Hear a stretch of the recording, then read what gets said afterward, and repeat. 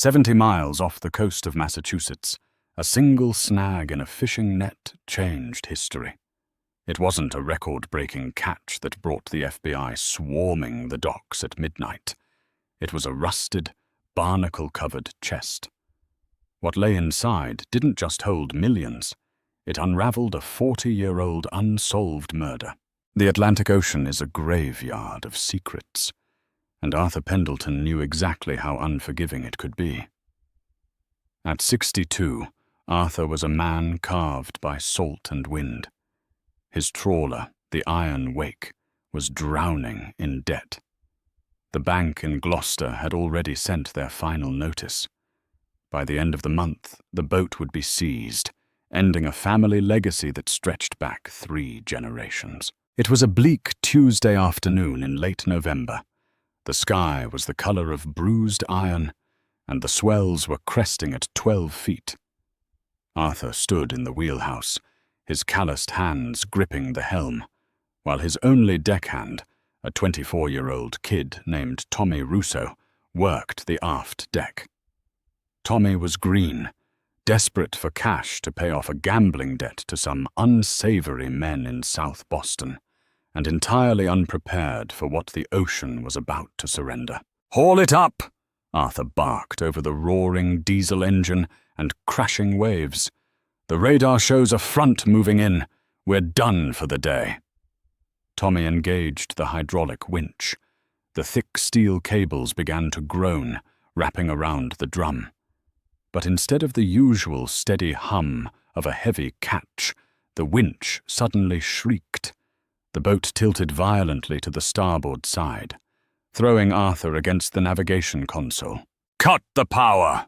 Arthur yelled, rushing out onto the freezing deck. "We caught a reef!" "It's not a reef, boss!" Tommy shouted back, his face pale beneath his yellow rain slicker. "The cables are pulling straight up. We're hooked on something heavy, but it's moving." Arthur grabbed the backup lever, his heart hammering in his chest. If the cables snapped, they would whip across the deck and cut a man in half. He eased the tension, feathering the hydraulics. Inch by painful inch, the winch screamed in protest. The diesel engine choked, blowing thick black smoke into the frigid air. But slowly, the payload broke the surface. It wasn't a tangled mass of fishing gear. It wasn't a piece of a sunken shipping container. Hanging suspended over the turbulent grey water was a massive rectangular object wrapped in a thick cocoon of kelp, fishing line, and calcified barnacles. It was bound in heavy, rusted iron chains. "Swing it over the deck," Arthur ordered, his voice barely audible over the wind. With a deafening crash, the object slammed onto the wooden planks of the Iron Wake, splintering the deck boards. As the water drained away, Arthur and Tommy approached it cautiously. Using a crowbar, Arthur scraped away a thick layer of green slime and crustaceans. Beneath the marine growth was dark, heavy metal, possibly bronze or reinforced steel. It was a maritime chest, the kind used in the mid-20th century for secure naval transport, measuring about 4 feet long and 2 feet high. "Arthur," Tommy whispered, his eyes wide with a sudden, feverish greed. "Do you know what this is? This is a wreck haul. This could be pirate gold, Spanish silver." "Don't be stupid, kid," Arthur muttered, though his own hands were shaking. "Pirates didn't use reinforced combination dials." Arthur pointed to the center of the chest. Encased in a protective metal housing was a heavy rotary dial, completely fused by rust and salt. Above the dial, faintly stamped into the corroded metal, was an eagle insignia and the letters DOD, Department of Defense. "Get the angle grinder," Arthur said, his voice dropping to a low, dangerous register. For 45 minutes, sparks rained down on the wet deck as Tommy relentlessly worked the grinder against the heavy steel hinges. The storm was closing in, rain beginning to lash against their faces like shards of glass, But neither man noticed. The fever of discovery had taken hold. With a final echoing crack, the locking mechanism gave way. Arthur jammed the crowbar under the lid and leaned his entire body weight onto it. The vacuum seal hissed, releasing a smell of stagnant air, oil, and ancient paper. The heavy lid groaned open. Inside, resting on a bed of decaying, waterlogged velvet, were rows of heavy rectangular bricks. They were dulled by time and moisture, but as Tommy frantically wiped one on his sleeve, the unmistakable, brilliant luster of solid gold gleamed in the dim light. "Holy Mother of God!" Tommy gasped, falling backward onto the wet deck. "Arthur, we're rich. We're actually rich." There were 40 ingots in total.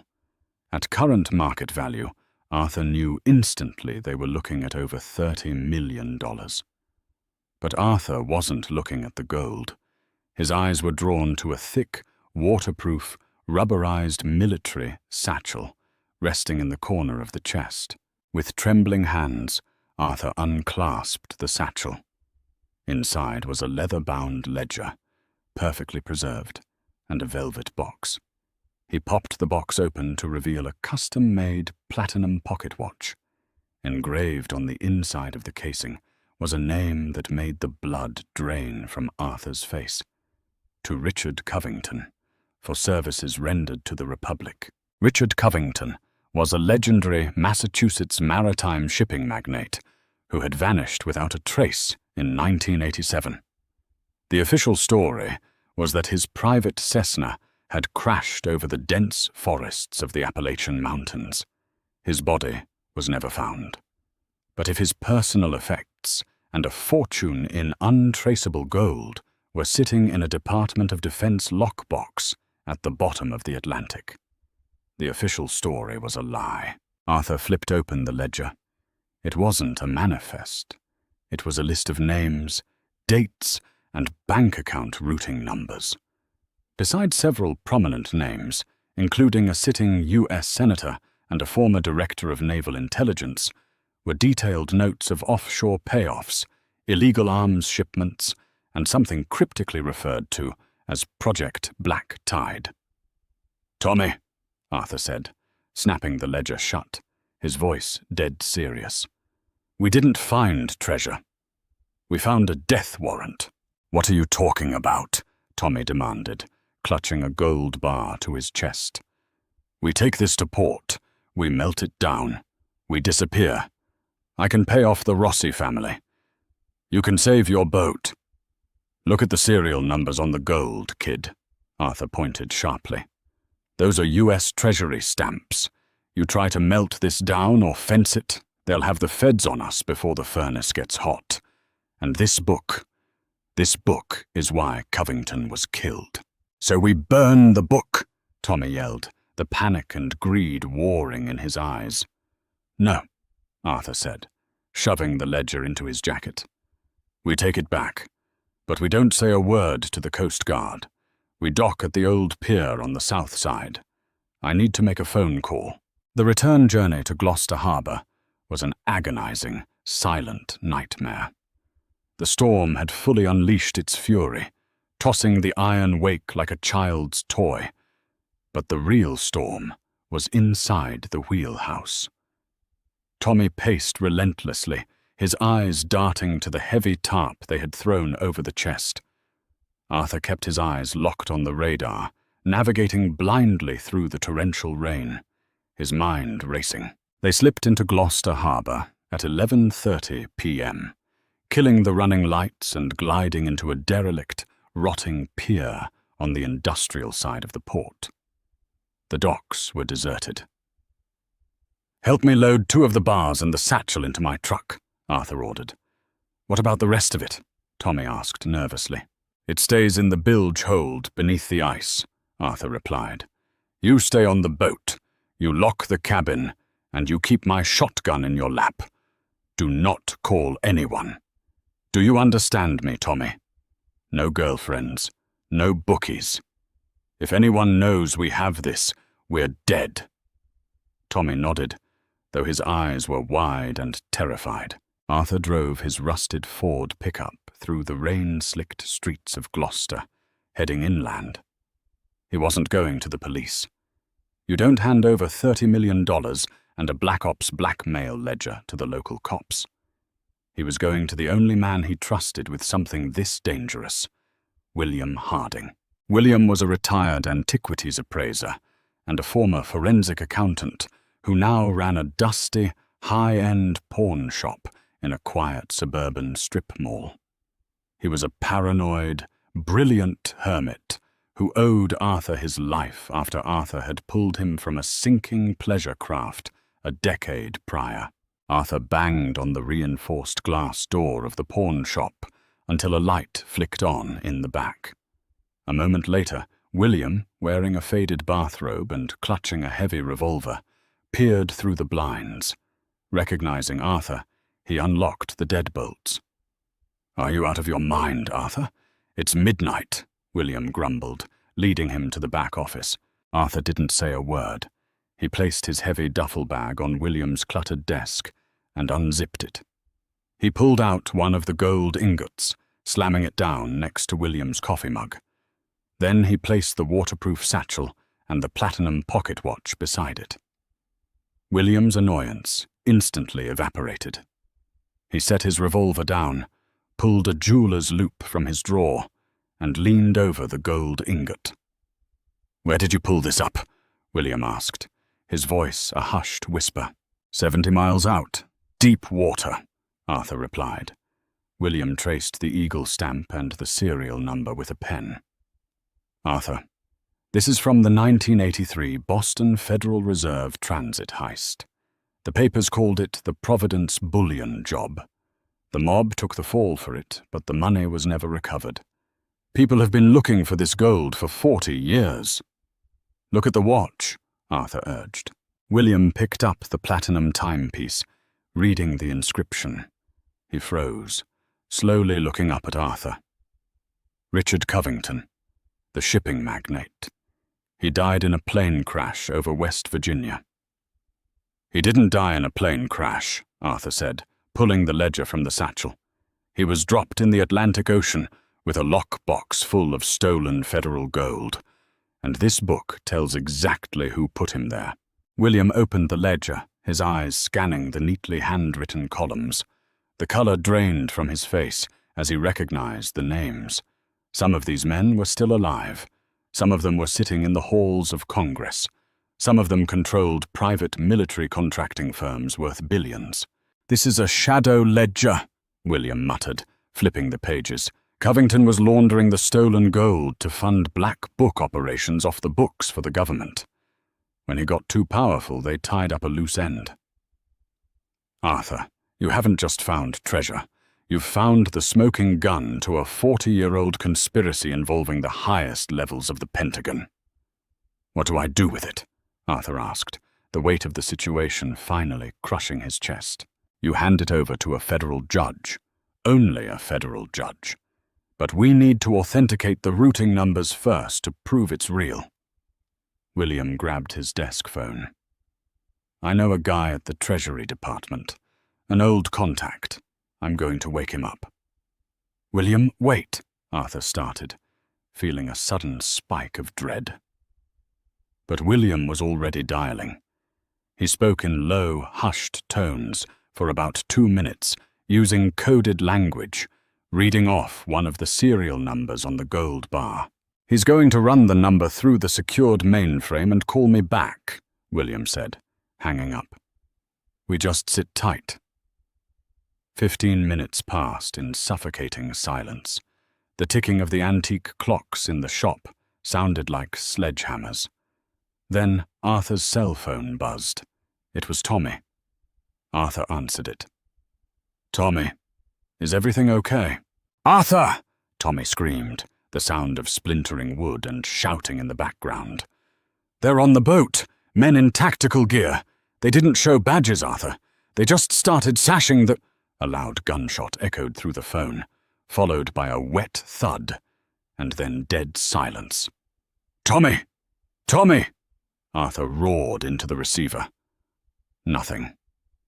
Arthur looked at William, his blood turning to ice. Someone hit the boat. Before William could respond, the screech of tires echoed from the alley behind the pawn shop. Heavy, synchronized footsteps hit the pavement. The Treasury database, William whispered, horrified, backing away from the desk. The mainframe. It flagged the serial number. It pinged our location. We have to go, now, Arthur said, grabbing the gold bar and the ledger, shoving them back into the bag. But it was too late. The heavy steel back door of the pawn shop exploded inward with a deafening boom. The heavy steel back door of the pawn shop exploded inward with a deafening boom, tearing the frame from the brick wall. Splintered wood and twisted metal showered the cramped back office as a concussive shockwave knocked Arthur to the floor. Through the swirling dust and smoke, 3 figures clad in unmarked black tactical gear poured into the room. Their suppressed rifles raised and laser sights cutting through the darkness. "Through the floor! Now!" William screamed, dropping his antique revolver and lunging toward a heavy rug beneath his desk. Arthur scrambled backward, his heart hammering violently against his ribs. He grabbed the heavy waterproof satchel containing the ledger and the single gold ingot, hauling it over his shoulder. William violently kicked the rug aside, revealing a reinforced steel trapdoor. The paranoid former accountant had spent years retrofitting his shop for the worst-case scenario, and that paranoia was now the only thing keeping them alive. William yanked the trapdoor open and shoved Arthur down into the pitch-black abyss just as the first suppressed shot thwipped past his ear, shattering a glass display case of vintage pocket watches. William tumbled down the concrete stairs right behind him, slamming the heavy steel door shut and throwing a massive deadbolt just as heavy boots trampled overhead. They were in a subterranean storm drain, a forgotten remnant of the city's Prohibition-era smuggling tunnels. The air was thick with the stench of stagnant water and rotting concrete. William switched on a tactical flashlight, the beam illuminating a narrow, dripping passageway. "Move!" William hissed, his breathing shallow and ragged. "That door will buy us exactly 3 minutes before they use thermite to melt the hinges.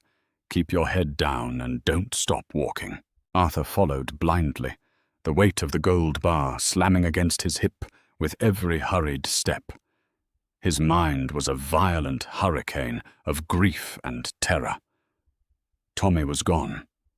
The kid had just wanted to pay off a gambling debt, and Arthur had left him alone on the Iron Wake with a target on his back. The guilt threatened to swallow him whole, but the cold, hard reality of the ledger in his hands forced him to keep moving. They had uncovered something that powerful men had killed to keep buried, and those same men were currently dismantling his life piece by piece. They waded through freezing water for nearly a mile until the tunnel finally sloped upward, ending at a rusted iron grate. William pushed it open, and the 2 men emerged into the freezing torrential rain in a deserted commuter parking lot just outside the city limits. Hidden beneath a decaying tarp in the corner of the lot was William's contingency plan, a heavily modified 1998 Chevrolet Suburban with reinforced suspension and off-the-grid plates. William unlocked the doors and slumped into the driver's seat, his hands shaking violently as he inserted the key. "They pinged the Treasury database," he muttered, his voice barely audible over the roaring storm. "That means the corruption isn't just historical, Arthur. It's active. The people Covington was paying off in 1987 passed their network down. If we take this to a federal judge, we'll be dead before we even reach the courthouse steps. So what do we do?" Arthur demanded, wiping a thick mixture of rain and mud from his face. "They killed Tommy. They have my boat. They have the rest of the gold. We can't just disappear." "We don't go to the law," William said, his eyes narrowing with sudden resolve. "We go to the press. We make it so public that they can't hide behind Black Ops hit squads. We drop a bomb on their entire operation." Arthur thought for a second. Who can we trust? A local paper won't touch a conspiracy involving the Department of Defense. We need someone who has taken on the Pentagon before and won, William said, pulling the Suburban out of the lot and accelerating onto the deserted highway. "Rebecca Sterling is out of the question," she retired. "But there's a senior investigative reporter at the Washington Chronicle. Her name is Catherine Caldwell. Last year, she exposed a massive embezzlement ring within a private military contracting firm in Virginia. She's fearless, she's completely independent, and she hates government corruption more than anyone I know." "Can you reach her?" Arthur asked, clutching the satchel tightly to his chest. "I have a secured, encrypted email server," William replied, his eyes constantly checking the rearview mirror for any sign of pursuit. "I can send her a digitized scan of one of the ledger pages, just enough to prove we aren't crazy. But we have to move fast. By sunrise, our faces will be plastered across every law enforcement database in the country as armed and dangerous fugitives." For the next 2 hours, they drove through the blinding storm, avoiding major highways and toll booths. They finally pulled into the parking lot of a desolate 24-hour truck stop near the New Hampshire border. The neon sign buzzed erratically in the wind, casting a sickly red glow over the cracked asphalt. Using a burner laptop from the trunk of the Suburban, William painstakingly photographed a single page of Covington's ledger. It was the page detailing a massive offshore transfer authorized by a man named Harrison Wade, a man who was currently sitting on the Senate Armed Services Committee. William encrypted the file and sent it to Catherine Caldwell's secure tip line, adding a brief, urgent message. "Covington's ghost is awake. We have the lockbox. We have the Treasury gold. Meet us at the Boston Public Library reading room at 6 a.m. or the story dies with us." "Now," William whispered, closing the laptop. "We wait." The silence in the vehicle was suffocating. Arthur stared out into the darkness, the faces of his grandfather and father flashing in his mind. The Iron Wake was gone. His crew was dead. The quiet, grueling life of a Gloucester fisherman had been completely obliterated in a matter of hours. All that remained was the heavy burden of the truth, sitting in a rubberized satchel. At 4:15 a.m., the burner phone in William's pocket vibrated. It was a text message from an unknown number. "I want the whole book. South entrance. Don't be late." The city of Boston was slowly waking up as the heavy storm finally broke, leaving behind a cold, grey morning. The streets were slick with rain, reflecting the amber glow of the streetlights. Arthur and William abandoned the Suburban a mile away and walked the rest of the distance to Copley Square, keeping their heads down and their collars pulled high against the biting wind. The Boston Public Library was a fortress of stone and history. At 5:50 a.m., the massive bronze doors were still locked to the general public, but Catherine Caldwell had clearly pulled strings. A side service entrance was propped open with a folded newspaper. Arthur and William slipped inside, navigating the labyrinthine corridors of the basement until they reached the majestic, vaulted reading room on the second floor. The room was vast, lined with towering mahogany bookshelves, and bathed in the pale morning light filtering through the massive arched windows. Sitting at a long oak table in the center of the room was a woman in her late 40s, wearing a tailored trench coat and round wire-rimmed glasses. Catherine Caldwell looked exactly like a woman who systematically destroyed political careers before her morning coffee. Beside her sat a burly photographer, unpacking a high-resolution scanner and a digital camera. "You're the Fisherman," Catherine said, her sharp blue eyes locking onto Arthur as they approached. She didn't waste time on pleasantries. "Show me the ledger." Arthur didn't speak. He unzipped the damp satchel and placed the leather-bound book on the table, followed by the platinum pocket watch and the heavy gold ingot. Catherine's breath hitched as she picked up the watch, reading the inscription. She gently opened the ledger, turning the fragile, water-damaged pages with extreme care. Her eyes darted across the columns of names, dates, and account numbers, her expression transforming from professional skepticism to pure, unadulterated shock.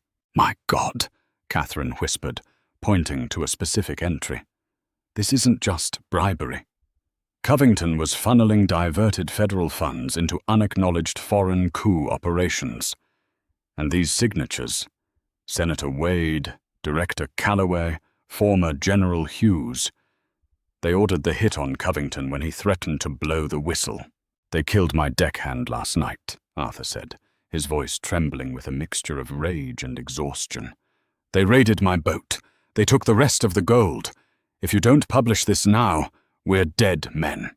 "We're digitizing it right now," Catherine said, nodding sharply to her photographer, who immediately began scanning the ledger pages at lightning speed. "I have my editor standing by at the Chronicle. We bypass the standard legal review. We push this directly to the digital front page. Once the data is distributed to thousands of servers worldwide, they can't stop the signal." For 20 agonizing minutes, the only sound in the cavernous reading room was the rhythmic flash of the scanner. Arthur paced near the window, peering out into the street below. Suddenly, his blood ran cold. 3 unmarked black SUVs screeched to a halt outside the library's main entrance. Men in tactical gear, identical to the ones who had raided the pawn shop, began pouring out, forming a perimeter. "They found us," Arthur shouted, backing away from the window. "William, they're here." "How did they track us?" William panicked, looking around frantically. "Traffic cameras with facial recognition," Catherine stated calmly, though her hands flew across her laptop keyboard with blistering speed. "The city is wired. Hold them off for 2 minutes. I just need 2 minutes to compile the encrypted data packet and hit upload." Arthur grabbed a heavy brass floor lamp, snapping the stand over his knee to create a makeshift weapon. William pulled a secondary, snub-nosed revolver from his ankle holster, aiming it steadily at the heavy oak doors of the reading room. Footsteps thundered up the marble staircase outside. The tactical team wasn't bothering with stealth anymore. They were a death squad operating on borrowed time. "Upload at 90%!" Catherine yelled over the sound of heavy fists hammering against the locked reading room doors. "Break it down!" a muffled voice commanded from the hallway. The heavy oak doors groaned violently as a battering ram struck them. Wood splintered. The hinges screamed. Arthur gripped his brass pipe, ready to fight to his last breath to avenge Tommy. 95%, Catherine shouted, her finger hovering over the enter key. Crack! The doors buckled under a second massive blow. Done. Catherine slammed the keyboard. The packet is away.